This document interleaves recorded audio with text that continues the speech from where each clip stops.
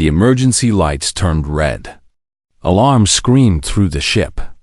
Do-hyun grabbed the wall to stop himself from falling as the whole vessel shook like a toy in a giant's hand. "What is happening?" he shouted. The captain's voice came through the speakers. It was shaking. "All passengers, stay calm. We have been captured." Captured. The word made no sense. They were in safe space. This was a medical transport ship carrying doctors and nurses back to their home colonies. There was nothing valuable here. No weapons. No military secrets. Just tired medical workers going home after a long conference. Do-hyun moved to the small window in his cabin. What he saw made his blood turn cold. A ship. But not like any ship he had ever seen. It was black like the void itself, so dark that it seemed to eat the starlight around it. It was massive, stretching across his entire view like a mountain floating in space. Strange symbols glowed on its surface in a color that hurt his eyes to look at. He knew this ship. Everyone in the galaxy knew this ship. The Silent Ruin. "No," he whispered. No. The Silent Ruin meant only one thing. Death. It belonged to the creature that had burned 17 star systems. The monster that made entire fleets disappear without a trace. The demon that even the hegemony, the most powerful alliance in the galaxy, could not stop. Yuna, the Wraith Admiral. Do-hyun had heard the stories like everyone else. She appeared from nowhere, destroyed everything in her path, and vanished before anyone could respond. No one knew what she wanted. No one knew why she killed. She was not fighting a war. She was conducting an execution of the entire galaxy, one system at a time. The ship shook again. Do-hyun heard the terrible sound of metal bending as the Silent Ruin's docking clamps attached to their small vessel. They were being pulled inside the monster's belly. He thought about his family on New Bizen, his mother, who still called him every week even though he was 34 years old. His younger sister, who was getting married next month. He was supposed to walk her down the path because their father had died years ago. He would never see them again. The lights went out completely. In the darkness, Do-hyun heard people screaming, crying, praying to gods from 100 different worlds. He pressed his back against the wall and waited for death. Minutes passed. Then hours. The screaming stopped. People became quiet, too terrified to make a sound. Then the door to his cabin opened. Soldiers stood there. But they were not human. They were tall, thin creatures with gray skin and 4 arms. Their eyes glowed yellow in the darkness. They wore black armor with that same strange symbol he had seen on the ship. "You are the doctor," one of them said. It was not a question. "You will come." Do-hyun wanted to run. He wanted to fight. But his body would not move. His legs felt like water. The soldiers grabbed his arms and pulled him forward. They dragged him through the corridors of the Silent Ruin. The ship was cold and dark, like walking through a tomb. Do-hyun saw other crew members being taken in different directions. Some were crying. Some had already given up, their eyes empty and dead. The soldiers brought him to a large door. It was covered in that strange writing that seemed to shift and change when he looked at it. One of the soldiers pressed his hand against the panel, and the door slid open. The room beyond was huge. It looked like a throne room from an ancient Earth kingdom, but wrong. The ceiling disappeared into darkness above. Strange lights floated in the air like dying stars. And at the center of the room, on a chair made of black metal and bone, sat a figure. Yuna. She was smaller than he expected. The stories made her sound like a giant, a creature of impossible size and power. But she was almost human-sized. Almost human-shaped. She wore armor that looked like it had grown from her body rather than been put on. Her skin was pale, almost white, with thin lines of blue light running under the surface like glowing veins. But it was her eyes that stopped his heart. They were completely black, like two holes in reality. When she looked at him, he felt like she was seeing everything he had ever been, everything he would ever be. Then he noticed something else. Her hands were shaking. Her breathing was wrong, too fast and too shallow. And those lines of blue light under her skin were flickering, sometimes going dark for a second before coming back. She was sick. "Leave us," Una said to the soldiers. Her voice was strange, like two people speaking at once. The soldiers left immediately, and the door closed behind them.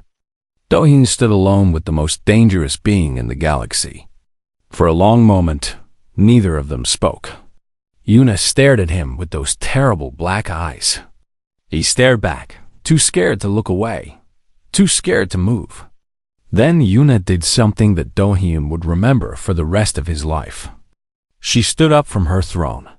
She walked toward him, her steps unsteady, her body swaying slightly. And when she reached him, she fell to her knees. The Wraith Admiral, the demon of the void, the creature that had killed billions. She was kneeling before him, a simple doctor from a small colony world. "I am dying," she said.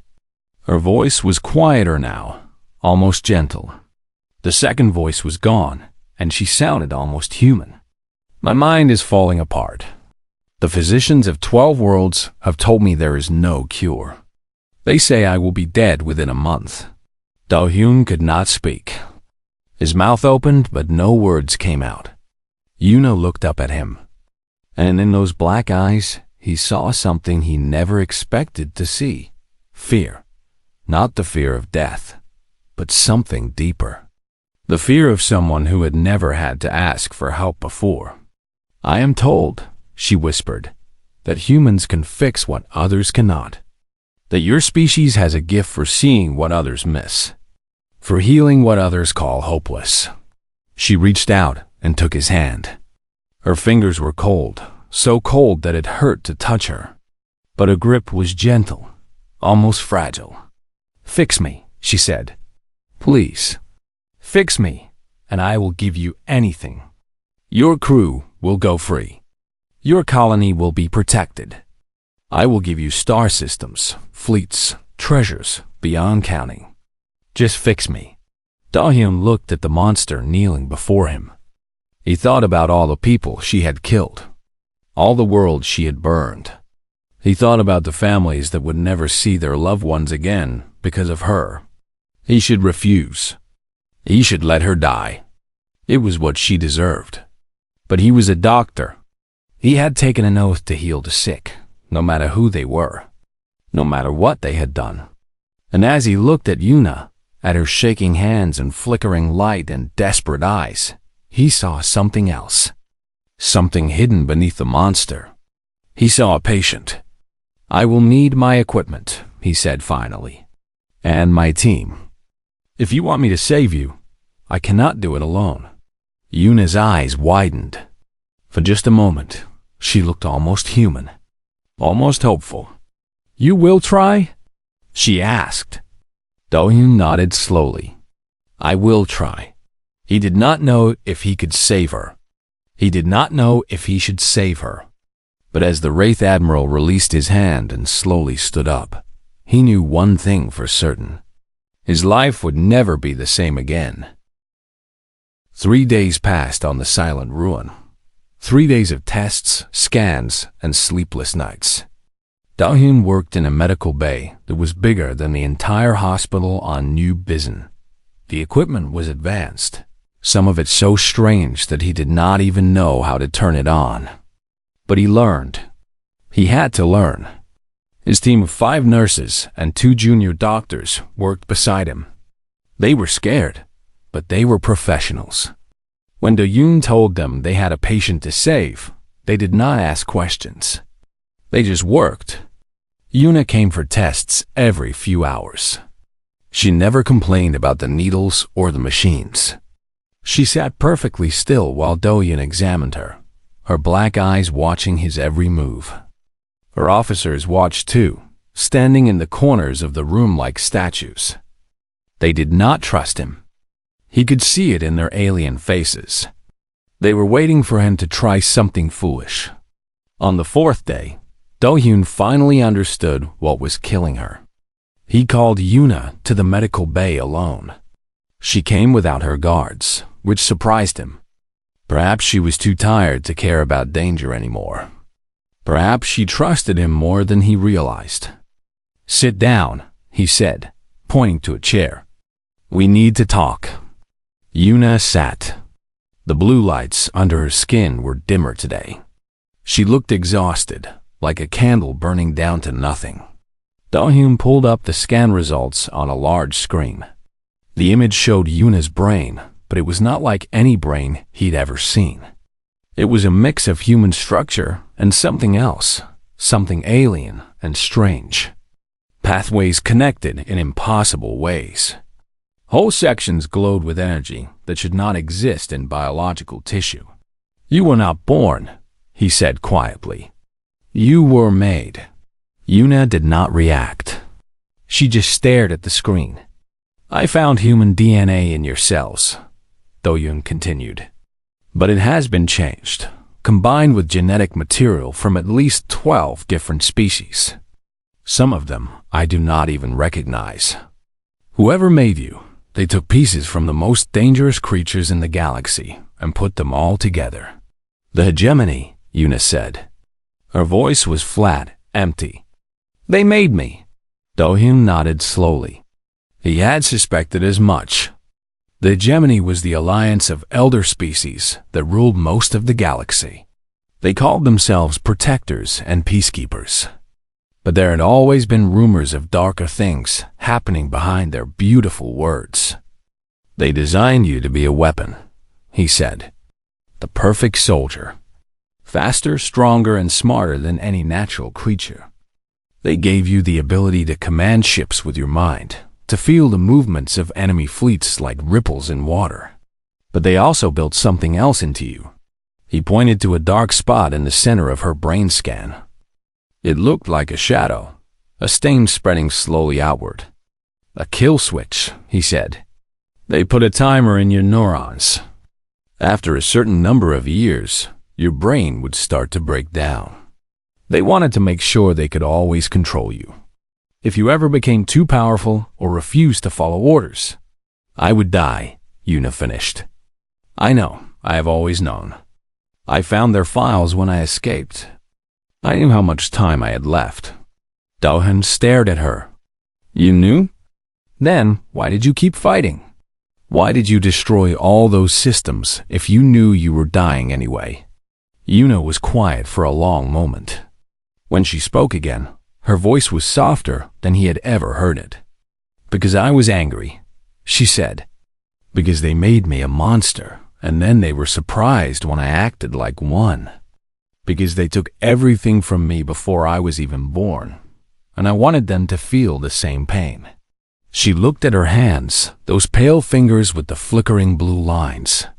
"But the decay is taking that too now," she said. "The anger is fading. And I am starting to remember things. Things I do not understand." "What things?" Yuna closed her eyes. A woman singing. A soft bed. Running through tall grass under a yellow sun. "I do not know if these memories are real or if they were programmed into me. I do not know if I ever had a mother or if they just put the idea of a mother into my head to make me more human." Do-hyun felt something strange in his chest. It took him a moment to realize what it was. Pity. He was feeling pity for the Wraith Admiral, the demon of the void. "I looked at your older brain scans," he said carefully. "The ones from years ago, before the decay started. There was something different about your neural patterns back then." Yuna opened her eyes. "Different how?" "The sections of your brain connected to empathy, to compassion, to emotional regulation. They were being suppressed. There were artificial barriers blocking them, like walls inside your own mind. The hegemony did not just make you a weapon. They made you want to be one. They blocked the parts of you that might have chosen differently. Yuna stared at him. For the first time, he saw something other than cold emptiness in those black eyes. He saw shock. He saw hope. And he saw fear. "Are you saying," she whispered, "that there is something underneath? That the monster they created is not all of me?" Doing nodded. "The decay is actually breaking down some of those barriers. That is why you are feeling things you never felt before. That is why you are remembering things. The real you, whoever that is, she is trying to come through." Yuna stood up suddenly. She walked to the window and stared out at the stars. Her reflection in the glass looked almost human. "Can you remove the decay without rebuilding the barriers?" she asked. "Can you save me and still let me feel?" "I do not know," Doyun admitted. "No one has ever tried something like this before. I would have to rewrite parts of your neural code while keeping your brain alive. One mistake and you could die. Or worse, you could become completely empty, a body with no mind inside. But it is possible? Maybe, with enough time and the right equipment." Yuna turned to face him. The flickering blue lights under her skin seemed brighter now, as if something inside her was waking up. "Then try," she said. "Try to save me. Not the weapon they made. Not the monster I became. Save the person underneath, if she exists. And if you fail..." She walked closer to him until they were only a few feet apart. "If you fail, then at least I will die knowing that someone tried to see me as more than a demon." Dohyun looked at this creature who had terrorized the galaxy. He looked at her shaking hands and her exhausted face and her desperate eyes. And he made a decision. "I will need complete access to the hegemony's files," he said. "Every piece of research they did on you, every experiment, every modification. If I'm going to undo what they did, I need to understand exactly how they did it." Yuna smiled. It was a small smile, barely visible, but it was there. It was the first time he had seen her smile, and it changed her whole face. She almost looked human. "I have everything," she said. "I stole it all when I escaped. I will give you access to every file, every secret. The truth about what the hegemony has done, not just to me, but to hundreds of species across the galaxy." She reached out and touched his shoulder. Her hand was cold, but the touch was gentle. "Thank you, Dohyun," she said. "No one has ever looked at me and seen anything worth saving before. Whatever happens next, I will not forget this." Dohyun nodded, not trusting himself to speak. He had just agreed to save a monster. But as he watched Yuna walk out of the medical bay, he realized something important. Maybe she was not a monster at all. Maybe she was just a prisoner who had never been given a chance to be anything else.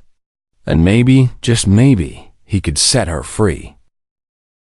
The news spread across the galaxy, like fire through dry grass. The Wraith Admiral had captured a human doctor. The most feared being in existence was keeping a prisoner alive, treating him well, even listening to his demands. For the hegemony, this was not news. This was opportunity. In the heart of hegemony space, in a station that floated between three dead suns, Admiral Taiwu received his orders. He read them on a screen made of crystal, his face showing no emotion. When he finished, he deleted the message and stood up. Taiwu was human. He was born on Earth, in a small city near the mountains, in a house with a red door that he still remembered sometimes in his dreams. But he had left humanity behind long ago. He had risen through the hegemony ranks by being useful, by being loyal, by doing the jobs that others refused to do. He had been trained for one purpose, to kill Yuna. "Prepare the fleet," he said to his officers. 300 ships. We move in 6 hours. His officers moved quickly. They had been waiting for this moment for years. On the silent ruin, Dohyun worked without rest. Days blurred together into one long operation. He cut into Yuna's skull, carefully removing the decay while preserving the new pathways that were forming. He rewrote neural code with tiny machines smaller than blood cells. He made mistakes and fixed them. He lost hope and found it again. Yuna spent her recovery periods talking to him. At first, she only answered his questions about her body and her symptoms. But slowly, she began to share more. "I remember a garden," she said one day, lying on the medical table while machines repaired the damage from her latest surgery. Flowers of every color. A small fountain in the center. Someone was holding my hand, but I cannot see their face. "It might be a real memory," Do-hyun said, checking her vital signs. "The hegemony probably took genetic samples from real human families. Somewhere out there, you might have relatives." Yuna laughed softly. It was a strange sound, like she was not used to making it. Can you imagine? Some family on Earth, going about their normal lives, not knowing that their cousin is the Wraith Admiral. Do-hyun smiled despite himself. It would make for an interesting family reunion. I would probably scare them to death. Probably. But humans are good at accepting strange things. We have had to be, ever since we joined the galactic community. Yuna was quiet for a moment.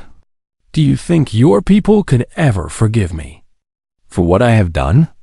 It was a heavy question. Do-hyun had thought about it many times since he started treating her. He had seen the death counts in the hegemony files. Billions of lives, erased because of this woman lying before him. "I do not know," he said honestly. "Forgiveness is not something you can earn or buy. It is a gift that people choose to give or not give. But I think if people knew the truth about how you were made, some of them might understand. Understanding is not the same as forgiveness, but it is a start."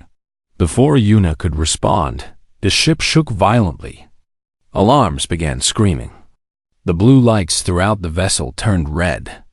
Yuna sat up immediately, her eyes going wide. For a moment, the black of her eyes flickered, and Do-hyun saw something else underneath. Something almost human. "They found us," she said. She ran to the bridge, and Do-hyun followed. He did not know why. He should have stayed in the medical bay, should have hidden with his team. But something pulled him forward. The bridge of the silent ruin was chaos. Officers were shouting in languages Do-hyun did not understand. Screens showed images of ships, hundreds of them, surrounding the silent ruin like wolves around a wounded deer. "Admiral Tai-woo," one of the officers said. "He brought the entire elimination fleet." Yuna stood at the center of the bridge, staring at the screens. Her face was pale, and Do-hyun could see her hands trembling. The surgery from that morning had drained most of her strength. She was in no condition to fight. "How long until they are in firing range?" she asked. 20 minutes. 20 minutes. Not enough time to run. Not enough time to hide. And definitely not enough time for Yuna to recover her strength. "We should fight," her second-in-command said. He was a tall creature with 4 arms and yellow eyes, the same species as the soldiers who had captured Do-hyun. "We can take at least half of them before they destroy us. And then we die," Yuna said quietly. "And everything I know about the hegemony dies with me. All their secrets. All their crimes. Gone forever." She turned to look at Do-hyun. There was something strange in her eyes. Something that looked almost like peace. "There is another way," she said. Do-hyun felt a chill run down his spine. "What are you thinking?" Yuna walked to the command chair and sat down. She pressed her palm against a panel, and the ship hummed with energy. The blue lines under her skin began glowing brighter as she connected her mind to the vessel. "I am thinking," she said, "that I have spent my whole life fighting. I was made to fight. It is all I know how to do. But you showed me something different these past weeks. You showed me that there are other ways to win." She looked at her officers. They stared back at her with confusion and fear. "I am giving command of this ship to Dr. Do-hyun," she said.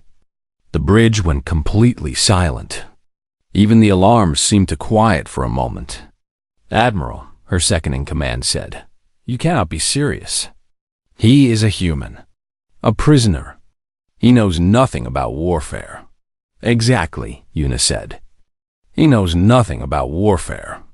He will not do what they expect. He will not fight the way I would fight. And that might be the only thing that saves us." She turned to Do-hyun. Her black eyes were soft now, almost gentle. "You asked me once if humans could forgive me," she said. "I do not know the answer. But I know this. Humans have something that the hegemony never understood. You have hope. Even when everything is against you, even when you should give up, you keep hoping. You keep trying." She reached out and took his hand. "I am tired of fighting," she whispered. "I am tired of being the monster they made me. So I am giving you my ship, my fleet, and my trust. Do something I could never do. Find a way to win without more death." Do-hyun looked at her hand in his. Then he looked at the screens showing 300 ships coming to kill them. Then he looked at Yuna, this strange creature who had been built for war but was now begging for peace. "I am just a doctor," he said. "I do not know how to command a fleet." "Then do not command a fleet," Yuna replied. "Just do what doctors do. Save lives. All of them, if you can." She closed her eyes and slumped back in her chair. The effort of speaking had exhausted her completely. Do-hyun stood alone on the bridge of the most feared warship in the galaxy. 300 enemy ships were coming to destroy them. He had no training, no experience, and no idea what to do. But he was human. And humans, as Yuna had said, never stopped hoping. He walked to the communication console and began to type. If he could not win with weapons, then he would win with something else. The truth. Do-hyun had never been good at public speaking. In medical school, he always hated presenting cases to the class. His voice would shake, his hands would sweat, and he would forget half of what he wanted to say. Now he stood before a communication console that would broadcast his words to every ship in the galaxy. No pressure at all. "How do I make this work?" he asked one of Yuna's officers. The creature looked at him with those yellow eyes, clearly doubting everything about this plan. But the admiral had given her orders, and these soldiers followed orders. "Press the blue symbol," the officer said. "It will open all channels. Every ship within 100 light years will hear you." Do-hyun pressed the blue symbol. A soft tone told him he was live. "This is Dr. Do-hyun of the colony world New Bizen," he said. His voice was steadier than he expected. "I am broadcasting from the Silent Ruin, the ship of Admiral Yuna. I am speaking to Admiral Taiwu, to the Hegemony Fleet, and to every being who can hear my voice." He paused, gathering his thoughts. On the screens, he could see the enemy fleet getting closer. 15 minutes until they were in firing range. "You have been told that Yuna is a monster," he continued. "You have been told that she is an evil creature who kills for pleasure, a demon born from human savagery. This is a lie, and I can prove it." He pressed another button, and files began streaming across the galaxy. Thousands of documents, videos, research reports. Everything Yuna had stolen when she escaped from the hegemony. "These are the hegemony's own files," Do-hyun said. "They show the truth about Project Oracle, the program that created Yuna. They took human DNA, stolen from families without consent, and combined it with genetic material from the most dangerous species in the galaxy.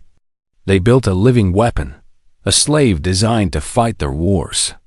And then, when they realized they could not control her, they put a kill switch in her brain to ensure she would die." He could hear gasps coming through the communication channels. Ships were receiving the files, opening them, seeing the truth. Yuna is not the only one, Do-Yun continued. The file showed dozens of projects like this. Species from across the galaxy, forced into genetic experiments, turned into weapons against their will. The hegemony calls itself a protector, a peacekeeper. But behind their beautiful words, they have been building an army of slaves. Admiral Taiwu's voice cut through the broadcast. It was cold and hard, like iron striking stone. "Doctor, you are being used," Taiwu said.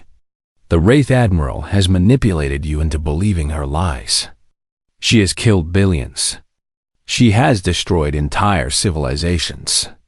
Whatever sad story she told you, it does not excuse what she has done."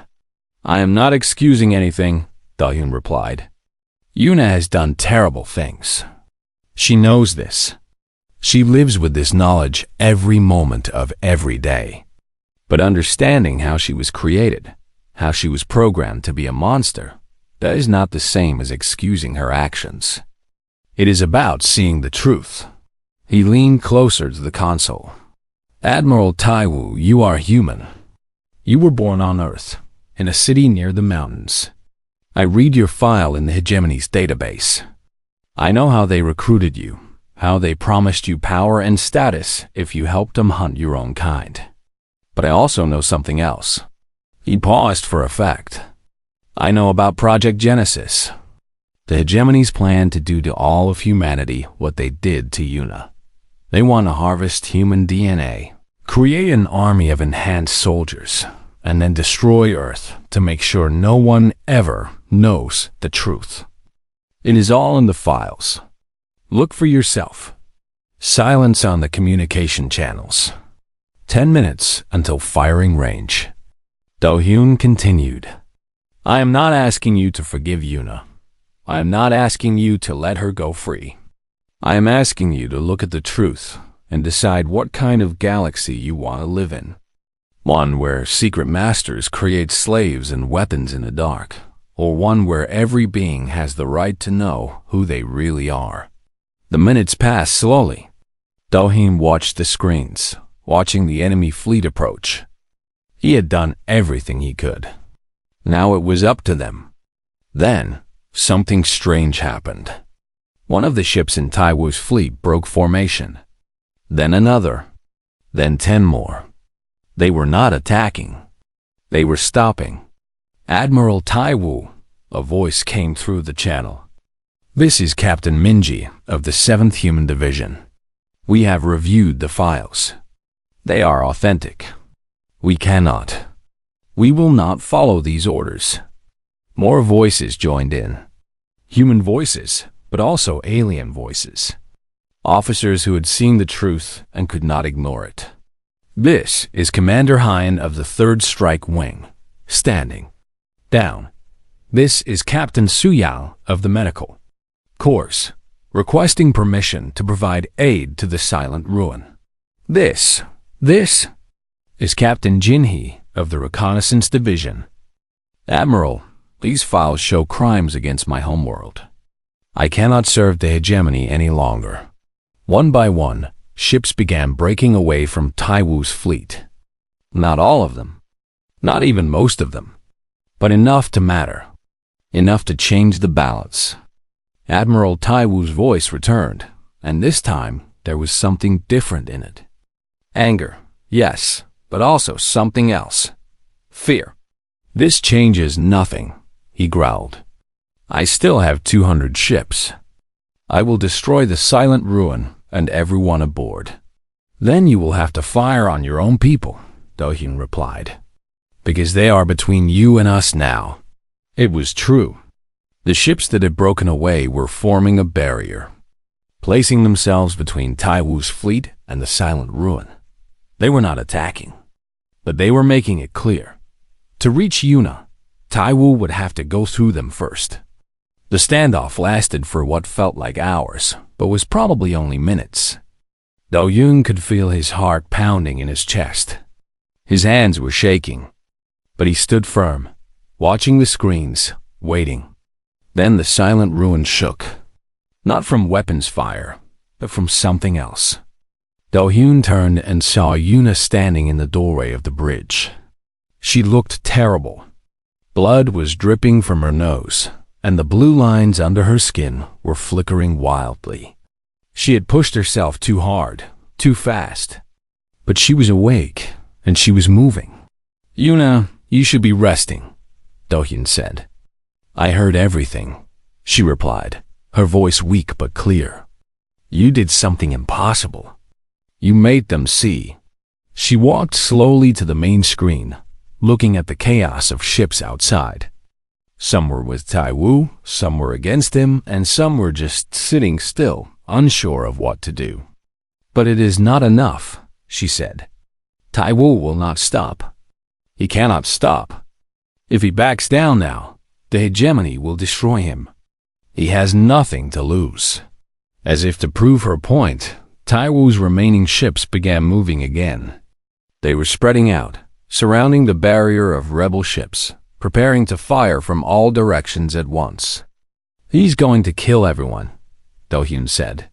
"His own people, us, everyone." Yuna nodded slowly. "Then we have to give him another option." She pressed a button on the console, and the weapon systems of the Silent Ruin came to life. But instead of targeting Taiwu's fleet, they targeted something else. The Silent Ruin itself. "Admiral Taiwu," Yuna said, her voice carrying across the communication channels. "I am targeting my own ship. If you fire on anyone, I will destroy the Silent Ruin and everyone aboard, including myself and all the evidence of what the hegemony has done. But if you stand down, I will give you something better than a victory."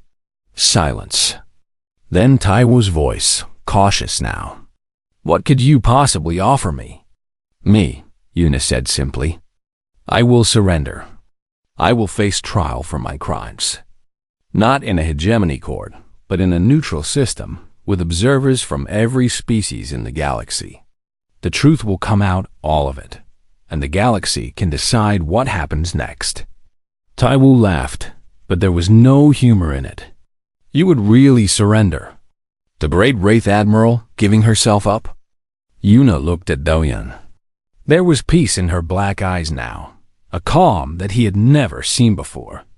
"I am tired of running," she said. "I am tired of fighting. It is time for something different." The weapons fire never came. One by one, Taiwu's ships powered down their weapons. The standoff was over. Do-hyun stared at Yuna, not believing what had just happened. "You won," he said, without firing a single shot.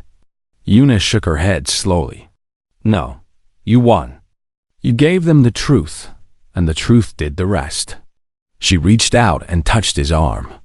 Her hand was cold, but her touch was gentle. "Thank you, Do-hyun. Seeing something worth saving." Then her eyes rolled back, and she collapsed into his arms. The surgery lasted 14 hours. Do-hyun worked with steady hands while the galaxy held its breath. Ships from a dozen different species floated nearby, watching, waiting to see if the Wraith Admiral would live or die.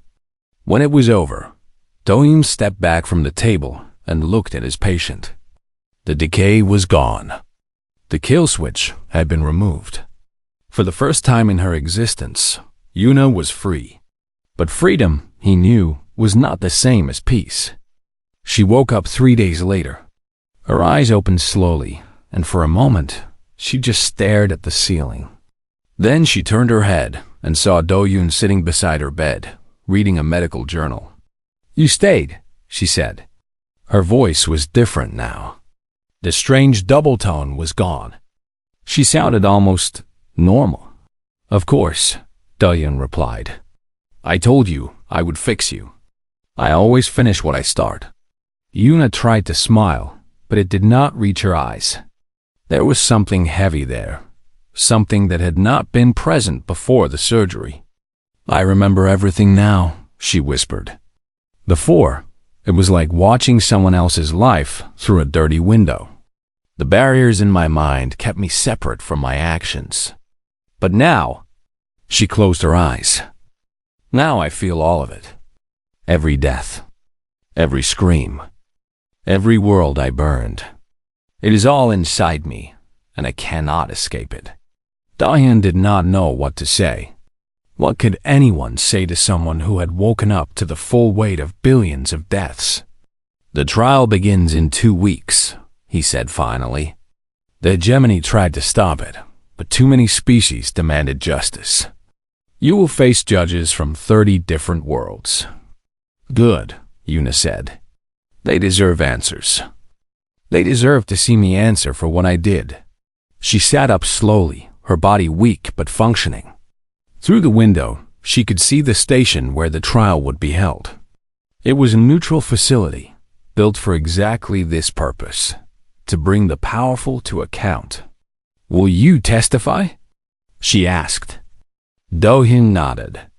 "I will tell them everything. How you were made. What the hegemony did to you. It will not excuse your actions, but it will help them understand. And then what? Then they will decide your fate."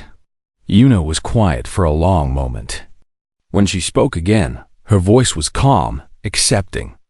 "I have thought about this a lot," she said. "In the days before you fixed me, when I thought I was dying, I wondered what would happen after. Would there be judgment? Punishment? Or just nothing, an ending to everything I was?"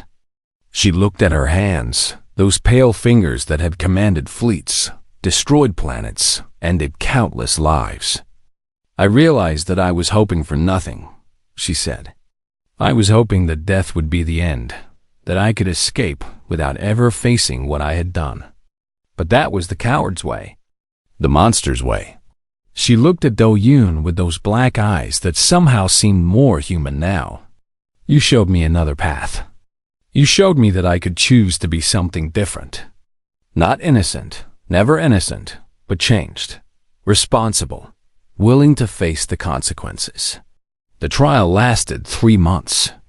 Witnesses came from across the galaxy, survivors of Una's attacks, families who had lost everything, soldiers who had fought against her and survived. They told their stories, and Una listened to every word. She never argued, never defended herself, never tried to minimize what she had done.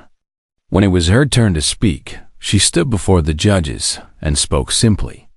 "I was made to be a weapon," she said. "This is true. But a weapon can still choose how it is used. I made choices. Terrible choices.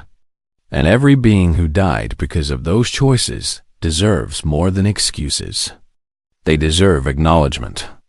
They deserve to know that I understand what I took from them." She paused, her eyes moving across the packed courtroom. "I cannot bring back the dead. I cannot undo what I have done. But I can make sure it never happens again.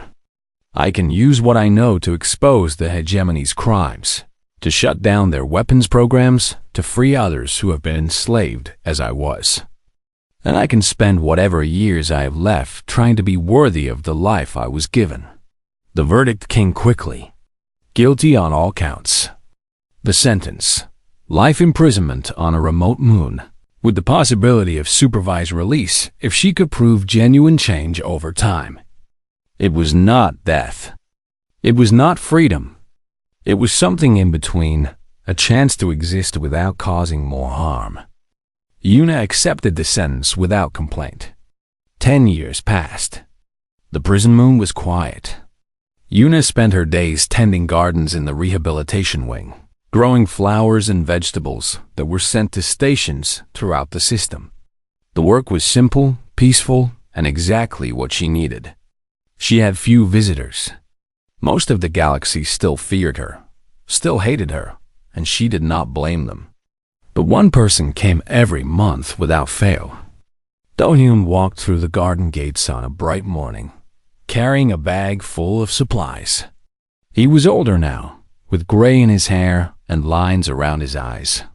But his smile was the same, warm and genuine. "I brought snacks from New Bizen," he said, setting the bag on a bench. "And the latest medical journals. There is a fascinating article about neural regeneration that I thought you might like." Una smiled. It was easy now, natural, nothing like the forced expressions of her early days. I did not understand half of what those journals say. Then I will explain it to you. That is what friends do. Friends? It still amazed her that she had one. That anyone could look at what she had been and see something worth caring about. They sat together in the garden, eating sweet rice cakes and talking about nothing important.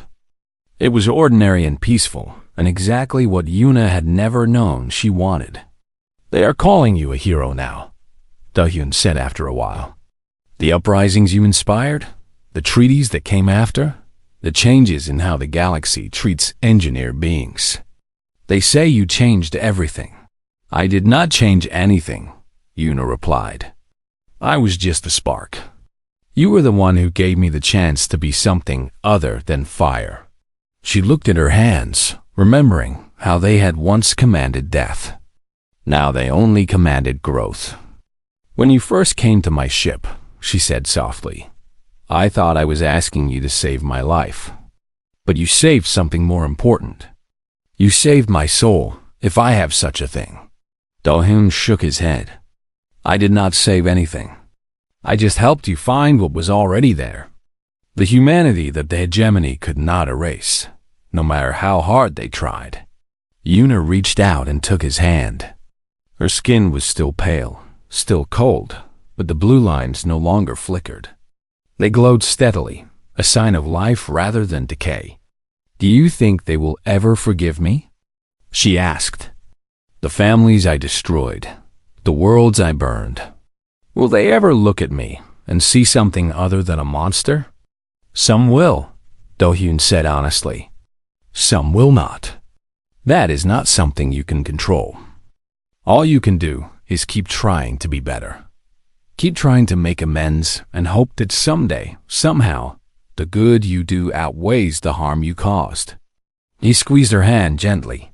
And for what it is worth, I forgave you a long time ago.